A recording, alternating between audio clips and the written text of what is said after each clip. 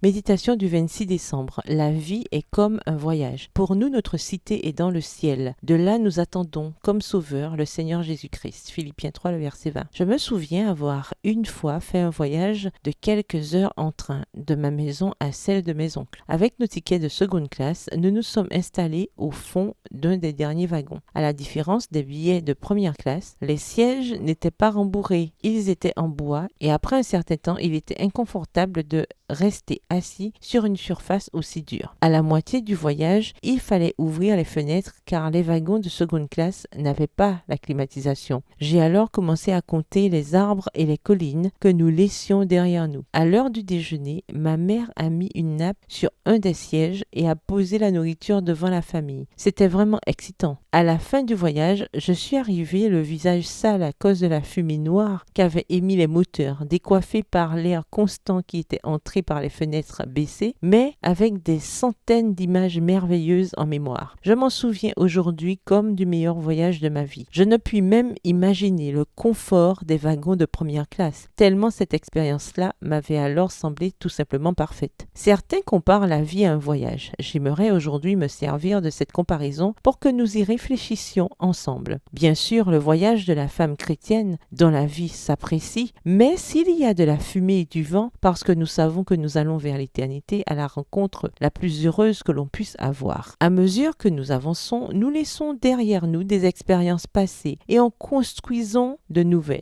L'environnement, les circonstances et les personnes changent. Tout offre un spectacle digne d'être vécu avec intensité. Dans la Bible, nous lisons que nous sommes des pèlerins sur cette planète, mais que notre citoyenneté est dans le ciel. Je reprends, mais que notre citoyenneté est dans les cieux. Ainsi, pourquoi devons-nous suffoquer dans les vicissitudes et les problèmes du voyage? La dureté de certaines personnes vous blesse-t-elle? La vie présente vous fait-elle mal? Souvenez-vous que tout est passager et que tout édifie si on s'inscrit dans la tâche de renouveler sa compréhension. Dieu nous a invités dans sa maison qui, très tôt, sera la vôtre et la mienne. Profitez de votre voyage dans la vie, même si vous souffrez d'inconfort. Gardez toujours à l'esprit que bientôt vous verrez Dieu et que toute souffrance sera terminée. Pendant que nous voyageons, gardons espoir et persévérons. Bonne journée, que l'Éternel vous bénisse.